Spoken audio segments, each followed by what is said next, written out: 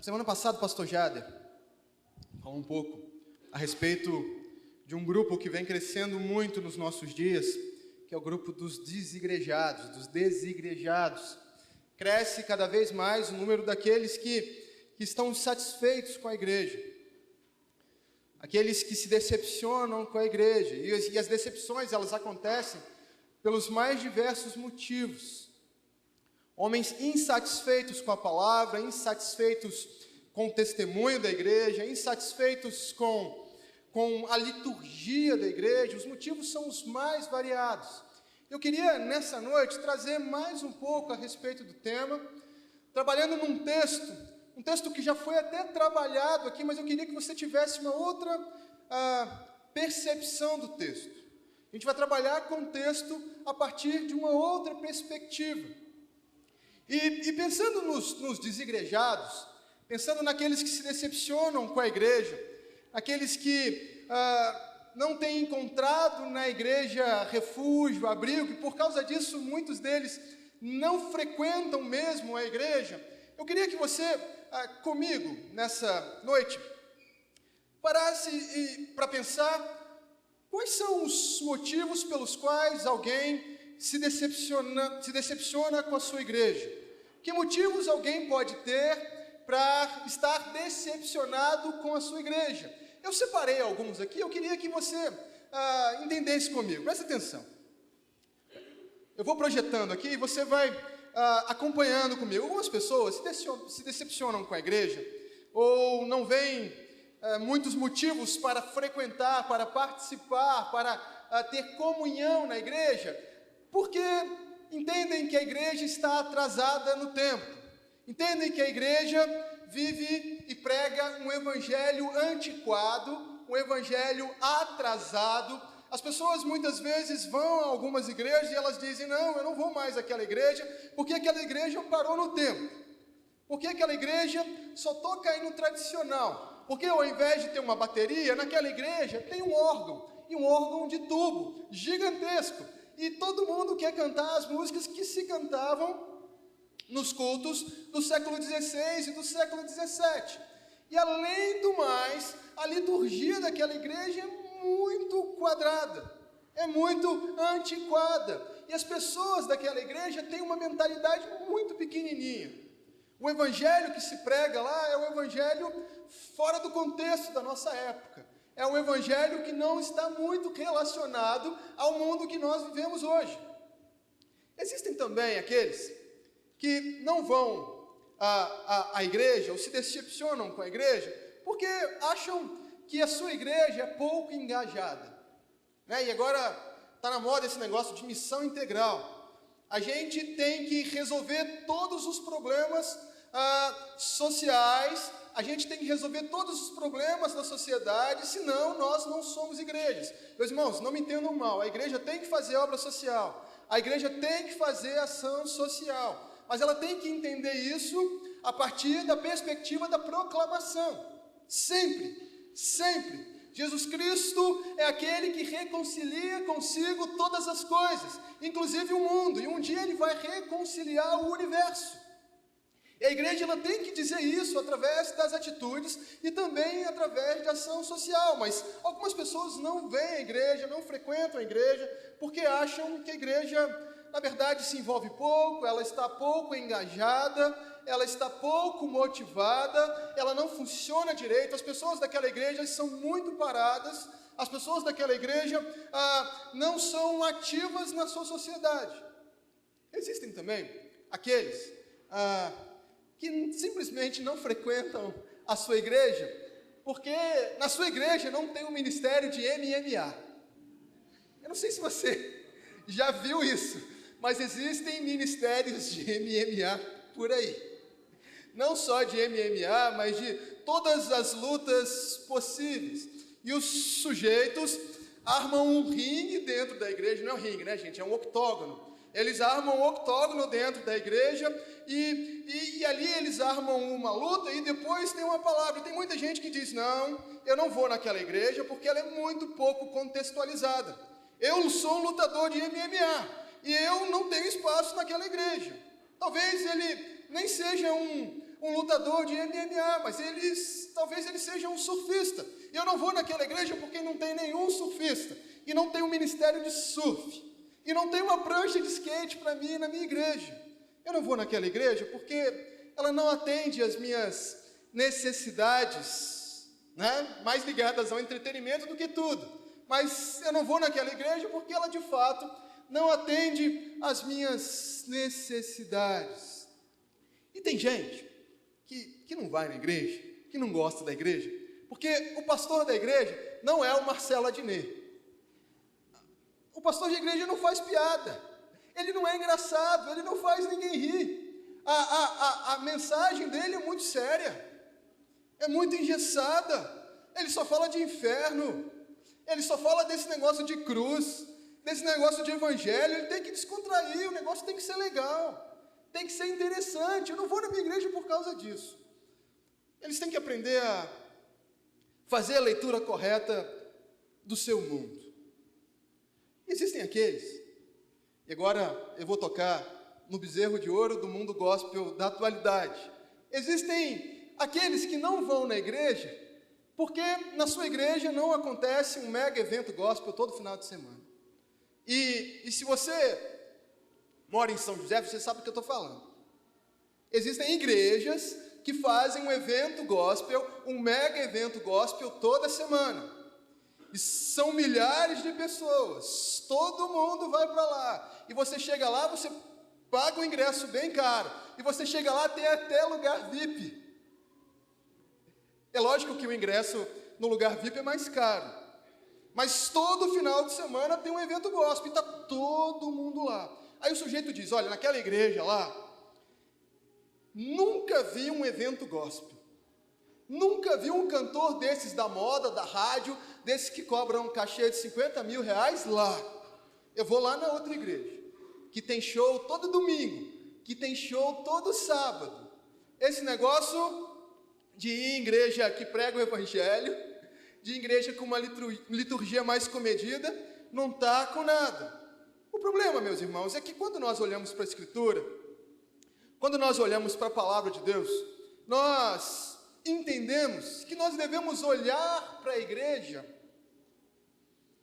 com as lentes que o Senhor nos dá. Nós devemos olhar para a igreja com as lentes que Ele quer que nós usemos para que enxerguemos também os propósitos corretos na igreja. Eu queria te convidar a abrir a sua Bíblia em 1 Coríntios capítulo 1.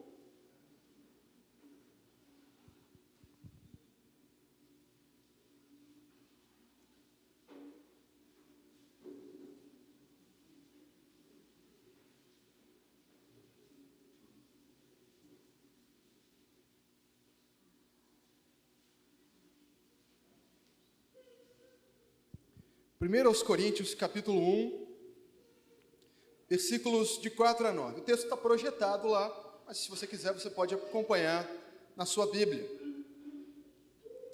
Olha o que o apóstolo Paulo diz a respeito da igreja.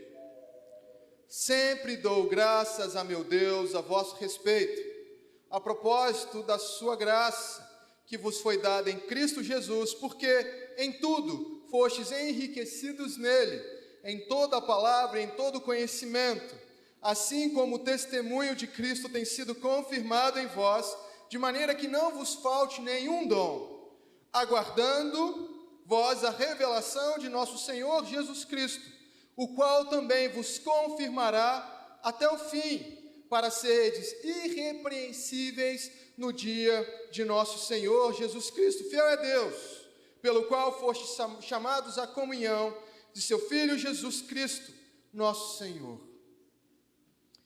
Meus irmãos, Paulo está escrevendo para os irmãos de Corinto. E se você já leu a carta que Paulo, principalmente a primeira carta que Paulo escreve aos irmãos de Corinto, e comparou essa carta com as demais cartas que o apóstolo Paulo escreve para outras igrejas, você também chegou à conclusão que a igreja de Corinto era a mais complicada de todas. Era a mais avivada de todas. Tinham todos os dons, mas era a mais complicada de todas. O apóstolo Paulo trabalha com situações difíceis, com situações complicadas do início ao fim. do capítulo 1 ao último capítulo. O apóstolo Paulo trata de adultério, o apóstolo Paulo trata de glutonaria, o apóstolo Paulo trata de facção, o apóstolo Paulo trata de muitos outros problemas também dentro da igreja de Corinto, mas ele inicia a sua carta logo após a sua saudação, dizendo que ele sempre agradece a Deus, meus irmãos, sempre agradece a Deus pela igreja de Corinto. Então ele dá para nós alguns motivos pelos quais ele dá graças a Deus pela igreja de Corinto. E eu queria que você entendesse comigo nessa noite que o apóstolo Paulo dava graças a Deus pela igreja de Corinto. Por quê? Porque ele enxergava a igreja da maneira que a igreja deveria ser enxergada. Ele enxergava a igreja com as lentes que Deus dava para ele. Meus irmãos, precisamos enxergar a igreja com a lente que Deus nos dá, com a lente da palavra de Deus. Precisamos enxergar a igreja da maneira correta, não como um mundo a vê, não como um mundano a vê, não como aquele que não está em Cristo e por isso está ainda morto nos seus pecados a ver. Precisamos enxergar a igreja de uma maneira que Deus quer que nós a enxerguemos. E com base nisso, eu queria trabalhar com você nessa noite de maneira objetiva 3 motivos pelos quais eu deveria me envolver com a minha igreja. Vamos lá, 3 motivos pelos quais eu deveria me envolver com a minha igreja. Presta atenção. Primeiro motivo: na igreja se prega a palavra de Deus. O primeiro motivo pelo qual eu devo me envolver com a minha igreja é que lá na igreja a palavra de Deus é pregada. Olha o que o apóstolo Paulo diz no versículo 5: em tudo fostes enriquecidos nele, em toda a palavra e em todo o conhecimento. Meus irmãos, nós sabemos que quando o apóstolo Paulo escreveu essa carta, o cânon da Bíblia, com 66 livros, ainda não havia nem mesmo terminado. O apóstolo Paulo tinha em mente a revelação, a palavra de Deus, e principalmente o Antigo Testamento e talvez porções do Novo Testamento. Não sabemos ao certo o que do Novo Testamento já havia sido escrito naquela época. Mas o que o apóstolo Paulo tem em mente é o seguinte: olha, eu dou graças a Deus por vocês, porque no meio de vocês a palavra de Deus é pregada. No meio de vocês a revelação, no meio de vocês a palavra de conhecimento, no meio de vocês a doutrina, o caminho é certo, o caminho está correto. Cristo é glorificado por meio da pregação no meio de vocês. O apóstolo Paulo, no decorrer da carta, também exalta a presença de homens sábios naquela igreja, homens que sabiam conduzir bem o ensino doutrinário, o ensino da palavra de Deus. E o apóstolo Paulo, em primeiro lugar, disse: olha, eu agradeço a Deus pela igreja de vocês, porque vocês estão supridos com a palavra de Deus. E aí, quando nós olhamos para os nossos dias, olhamos para a nossa geração, hoje, nós encontramos a chamada geração gospel, né? Da marcha para Jesus, né? 1 milhão, 2 milhões de pessoas cantando e louvando, com as camisas dos cantores da rádio, né? Todos numa euforia só, dizendo loucuras para os artistas gospel que estão em cima dos trios elétricos. E essa geração gospel tem como característica alguns títulos. Alguns chamam de geração extravagante. Eu não sei quantos dos irmãos já ouviram esse termo. Outras pessoas vão chamar de geração de adoradores, geração de Samuel, geração disso, geração de adoradores sem face. E aí criaram uma igreja só para adoradores. Na igreja, existe uma igreja em Londrina, para os irmãos terem uma ideia, que fica 24 horas tocando música, todos os dias, não para. no costume deles, a adoração não para. Todo dia, qualquer hora do dia, se você for lá, eles estão cantando, eles estão adorando. E aí existe um shofar, uma espécie de trombeta, que eles acham que é igualzinha a trombeta que os judeus usavam no Antigo Testamento. E quando eles tocam aquele negócio, eles acham que a presença de Deus vem sobre a igreja. Geração extravagante, geração de adoradores. Sabe qual é o problema dessa igreja, dessa geração? Ela dá mais valor à música do que à palavra. Para essa geração, o microfone não pertence aos pregadores, ele pertence aos cantores. Na verdade, o microfone passou da mão dos pregadores e foi parar na mão dos cantores. Se você perguntar a um crente gospel, desses que anda por aí, qual é o seu referencial? Com certeza ele vai falar o nome de um cantor.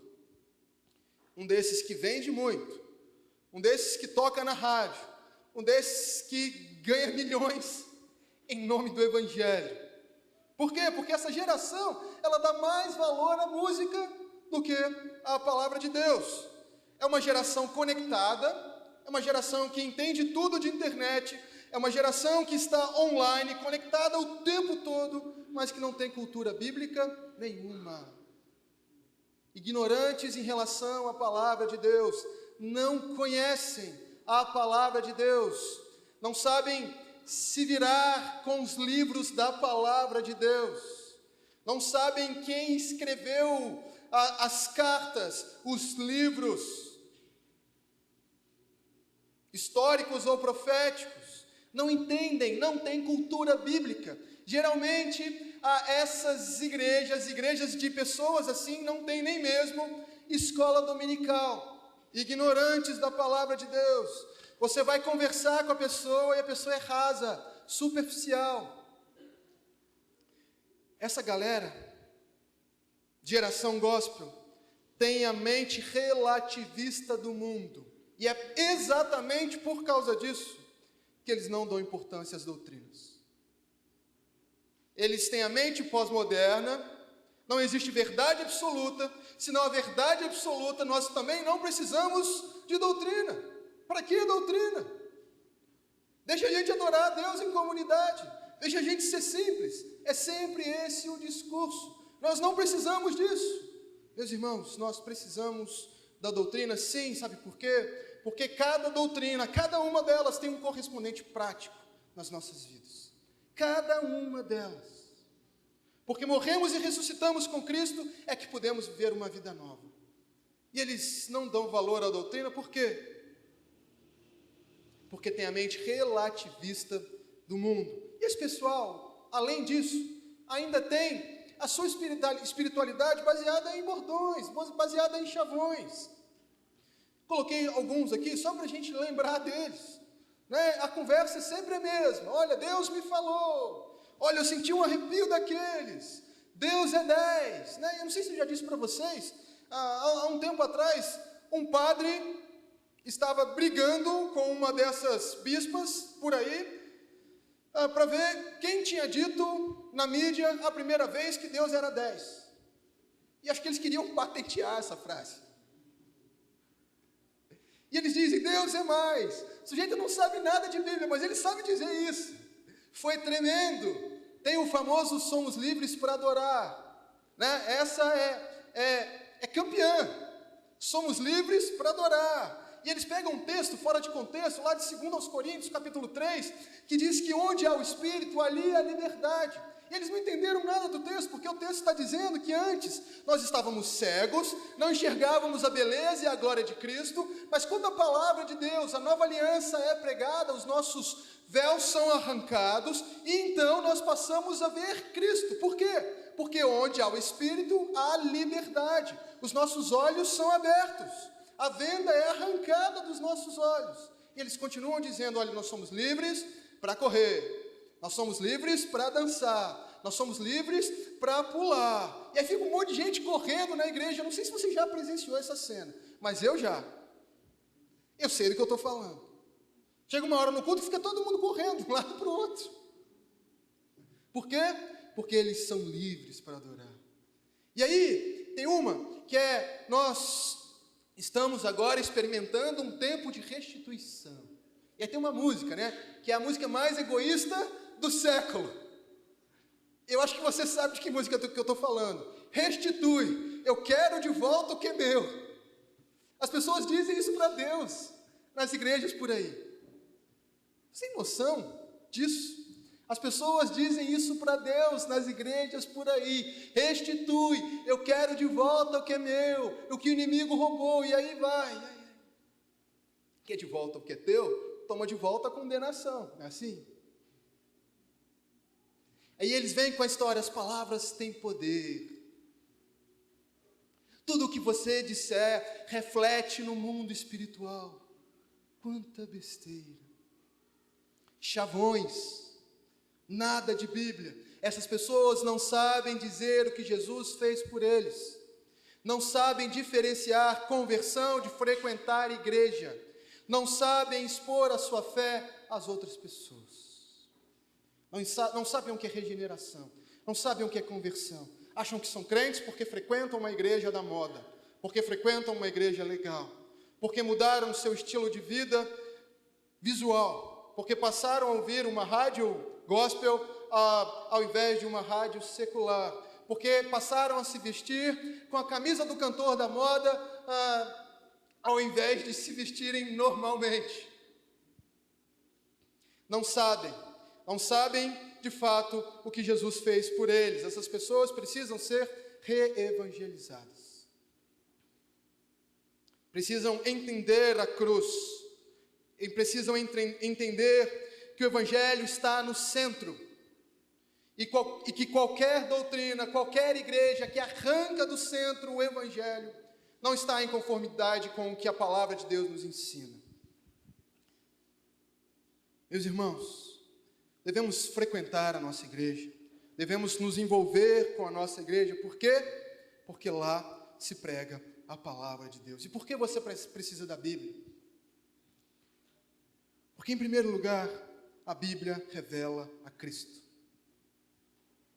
Perceba, a sua Bíblia, assim como a minha, ela está cheia de sangue, ela está encharcada de sangue. E ela não só está encharcada de sangue, como também está encharcada da glória do Senhor Jesus Cristo ressuscitado. Nós precisamos da Bíblia porque é ela que nos revela Cristo. É somente a palavra de Deus que pode nos revelar a Cristo. E se eu não conhecer a Cristo, eu posso conhecer todas as outras coisas e eu estarei perdido. Cristo é a única pessoa que eu preciso conhecer nessa vida, porque é ela que vai me garantir a eternidade. É ela que vai me garantir toda a eternidade do lado de Deus e não afastado dele. E é por isso, só por isso, exatamente por isso, que eu preciso da palavra de Deus. Ela revela Jesus Cristo. Eu não preciso de uma declaração de autoajuda. Eu não preciso de uma mensagem agradável. Eu preciso enxergar Cristo por meio da pregação. Senhor, mostra-nos a tua glória. Senhor, mostra-nos quem tu és por meio da tua pregação, por meio da tua palavra. Precisamos da Bíblia, porque ela revela a cada um de nós Jesus Cristo e este crucificado, como o apóstolo Paulo nos ensinou, e revela para nós a glória do Filho de Deus, também ressuscitado. Em segundo lugar, nós precisamos da Bíblia, porque ela revela também quem nós somos. E eu coloquei aquela foto estranha lá, por quê? Porque a Bíblia revela para nós a nossa imagem real não é bonita. A nossa imagem real causa espanto em cada um de nós. Ela revela como nós somos feios. Ela revela como nós temos dificuldades, como nós somos pecadores. Meu irmão, você precisa da Bíblia, porque você precisa saber quem você é. Nós precisamos da Bíblia porque precisamos saber quem nós somos. Como temos desagradado a Deus. Como temos trilhado outros caminhos. A Bíblia é um espelho perfeito, um espelho fiel, um espelho que não mente. Precisamos enxergar as nossas mazelas espirituais e por isso precisamos da Bíblia. E se você não frequentar uma igreja onde a Bíblia é exposta, você não vai ter condição de viver para a glória de Deus.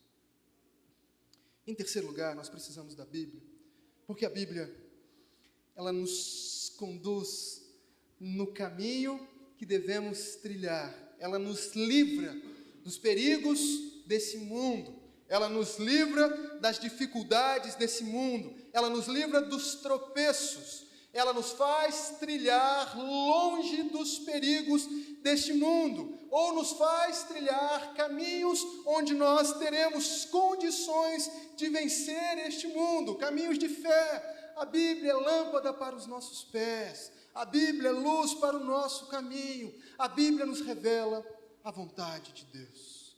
Sabe por que você precisa da igreja? Sabe por que você não pode ser um desigrejado? Porque a igreja é onde a Bíblia é pregada. E ela é essencial. Em segundo lugar, você deveria se envolver com a sua igreja, porque a igreja é também uma oportunidade para servir.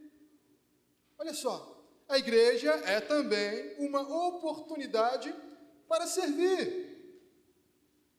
Olha o que o apóstolo Paulo diz no texto: assim como o testemunho de Cristo tem sido confirmado em vós, de maneira que não vos falte nenhum dom. O apóstolo Paulo estava agradecendo a Deus pela igreja de Corinto, mesmo sendo pecadora, mesmo sendo uma igreja complicada, porque entre eles o testemunho de Cristo era tão forte, era tão poderoso, que entre eles não faltava nenhum dom espiritual.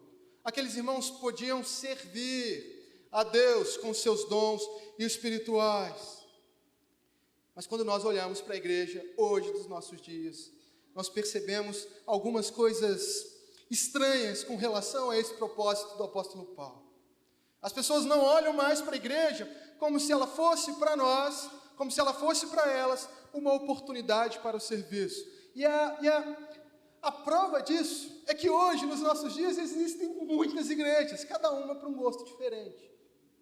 Coloquei algumas fotos ali para você ter a noção disso. Se você quiser uma igreja dessas mais místicas, onde no final do culto os sujeitos fazem um corredor místico e você passa debaixo dele e as pessoas vão jogando óleo em você, e quando você sai desse corredor, você sai abençoado, você pode ir. Agora, se você não gosta desse negócio muito místico, e você gosta, por exemplo, de música eletrônica, você pode ir numa igreja onde eles fazem a vigília eletro-gospel. É uma espécie de rave gospel. E a vigília deles é música eletrônica. Interessante que eu estava assistindo a pregação de um amigo meu do seminário do Rio de Janeiro, e ele me disse na pregação que lá no Rio eles fazem muito baile funk gospel. Gente, é verdade. Eles fazem muito baile funk gospel, e esse tal de baile funk gospel enche mesmo. E ele estava me dizendo que ele viu um cartaz que dizia assim: olha, vá ao baile funk gospel dia tal, hora tal. Nós teremos teatro, muita música, muita dança, apresentações, muitas coisas legais. Aí, de repente, vinha embaixo, bem grande assim, sem pregação.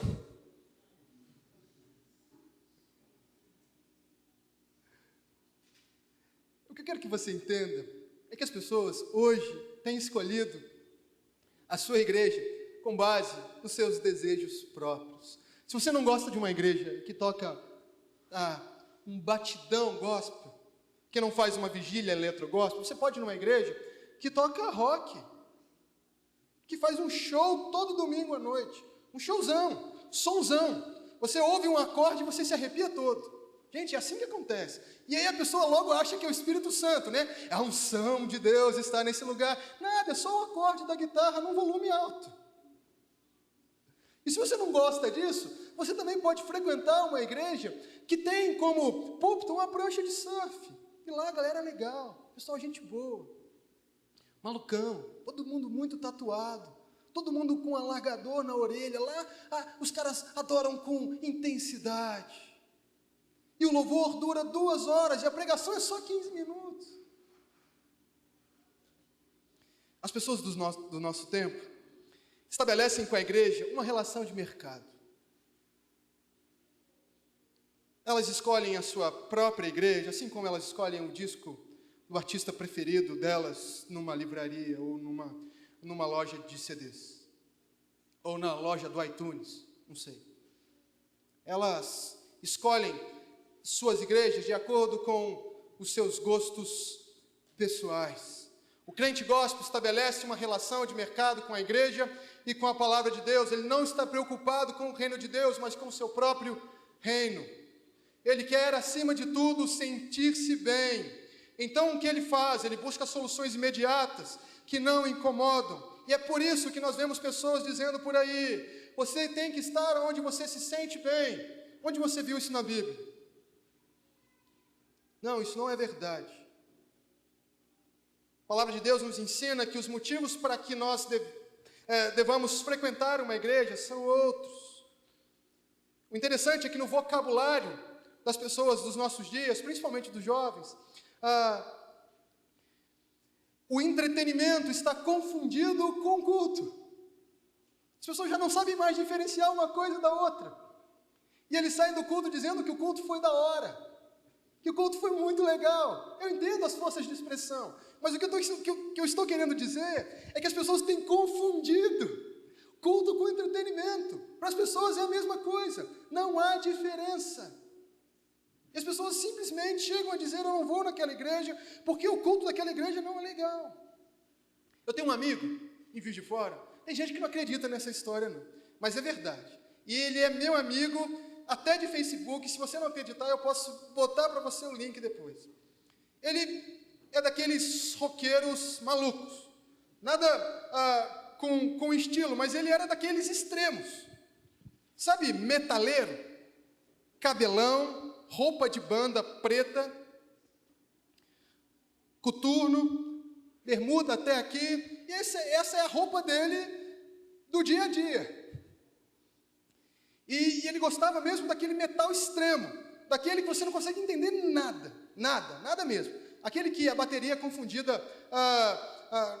com a guitarra, que é confundida também com a voz. E ele gostava muito desse estilo. E aí ele chegava numa igreja. Gente, não estou falando de igreja tradicional, não. Ele chegava na igreja, na hora do louvor, ele começava a balançar o seu cabelão assim, ó. Gente, é sério. Ele começava a bater a unha assim, ó. Ele tinha uma unha grande. Ele rodava o cabelo. Aí os irmãos olhavam para ele assim: o que está acontecendo? Quem é esse cara? De onde ele veio? E aí, com o tempo, chegava um perto dele e dizia assim: ó, fulano, seguinte, cara, você está vendo que aqui na igreja ninguém faz isso? Gente, presta atenção. Não era os irmãos que não aceitavam ele. Era ele que não aceitava os irmãos. Porque ele estava sendo ele do jeito errado, num lugar onde ninguém era igual a ele.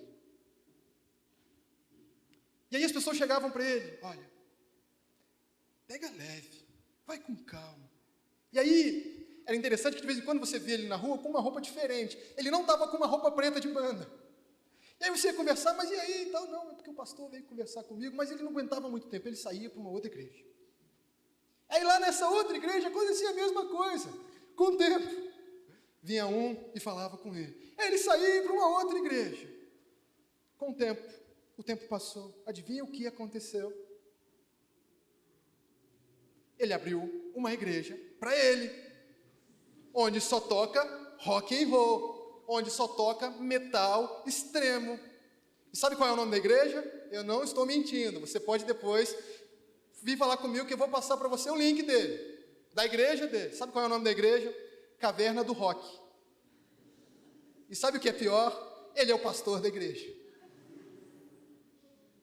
Pastor Simon e a Caverna do Rock.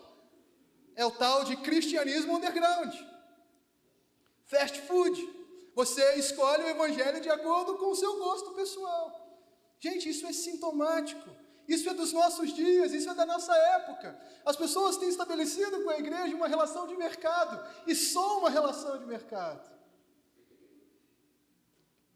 O problema é que quando a gente olha para a Bíblia, nós entendemos que nós devemos ter com a igreja uma relação de compromisso. A igreja é uma comunidade que se reúne para servir. Servir a Deus e servir um ao outro. Por que você acha que você recebeu um dom espiritual? E nós aprendemos na escola dominical, com a palavra de Deus, que todos têm um dom espiritual. Por que você acha que você recebeu um dom espiritual? Foi para servir. A igreja não é um lugar onde você estabelece com ela uma relação de mercado, mas sim uma relação de compromisso.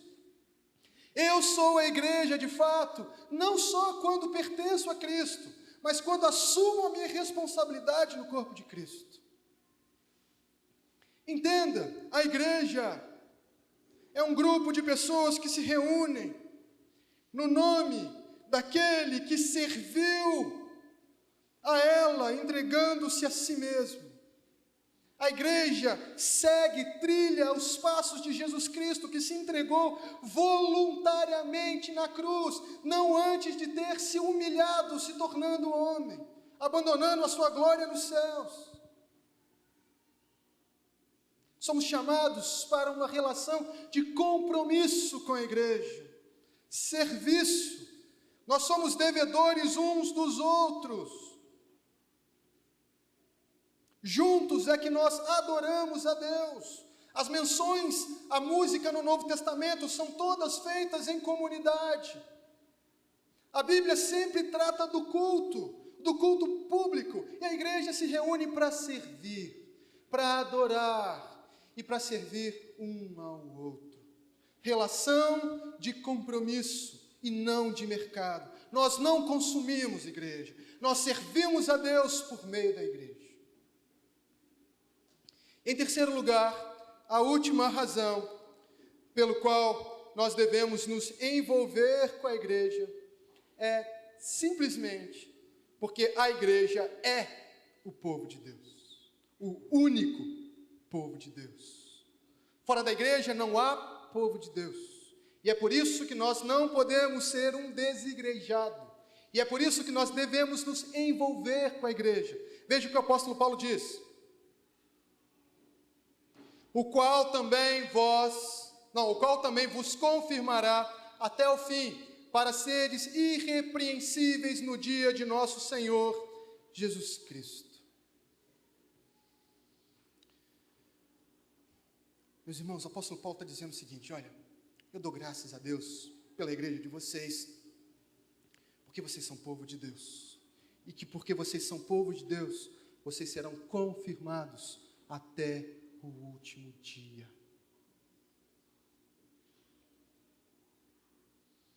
Cristo e a sua igreja, presta atenção. Nós, igreja, nos reunimos no nome de Jesus. Não foi isso que Jesus Cristo disse lá em Mateus 18, versículo 20? Onde 2 ou mais estiverem reunidos no meu nome, ali eu estou no meio deles. Cristo se reúne conosco. Nós nos reunimos em nome dele, em torno dele. Cristo é o propósito da igreja. A Bíblia nos ensina que nós pertencemos a Jesus. A Bíblia nos ensina em Atos 20 e 28 que Cristo, Deus encarnado, comprou a sua própria igreja, ou comprou a igreja com seu próprio sangue. Nós pertencemos a Cristo. A Bíblia também nos ensina, preste atenção nisso, que eu e você, a igreja, estamos sendo transformados na imagem de Jesus. Romanos 8, 29 vai dizer que nós, a igreja, nós estamos sendo transformados na imagem de Jesus. Fomos predestinados para isso, entenda. A igreja é uma comunidade de pessoas que estão sendo transformadas na imagem de Jesus, pessoas semelhantes a Jesus. Nós somos a noiva de Jesus. Pertencemos a Ele também porque somos a sua noiva. Portanto, só existe um povo de Deus e o nome dele é igreja. Se a igreja é a comunidade de Jesus, se Cristo é o dono, o cabeça, o noivo, o alvo, o modelo da igreja, só existe um povo de Deus e o nome dele é igreja. Porque a partir do momento em que Cristo é exaltado, quem não o glorificar não faz parte do povo dele. E se esse povo é a igreja, esse povo que se reúne em nome de Jesus para batizar, celebrar a ceia, disciplinar e formar Cristo na vida do outro por meio da palavra, é o povo que vai, por meio de Cristo, se encontrar com o Pai no último dia.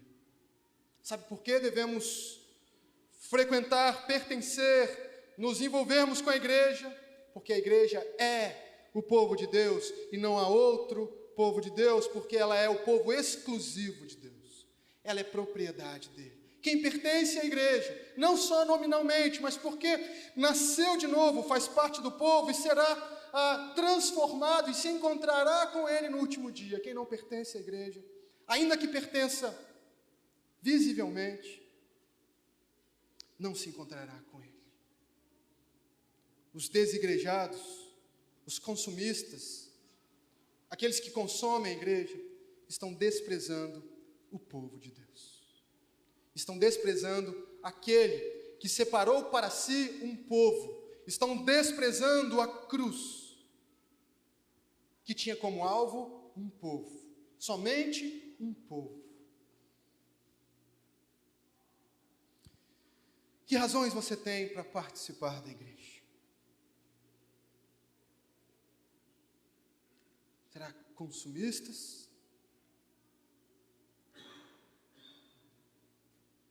Carnais ou espirituais? A palavra de Deus deve estar no centro. O serviço deve ser o alvo. E a perseverança define o povo de Deus. Vamos orar mais uma vez. Pai, te agradecemos pela tua palavra que nos ensina, que nos motiva e que nos mostra a realidade que nós precisamos enxergar e que muitas vezes nós não enxergamos por causa da dureza do pecado do nosso coração. E é por isso que nós, nessa noite,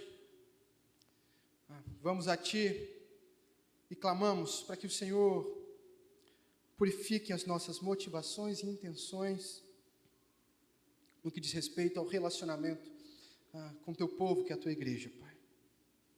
Coloque em nós, nos nossos corações, pela Tua graça, as motivações que devemos ter, as motivações corretas. Nos ensina a valorizar o ensino da palavra, o ensino bíblico, o ensino verdadeiro, o ensino que mostra o Teu Filho glorificado.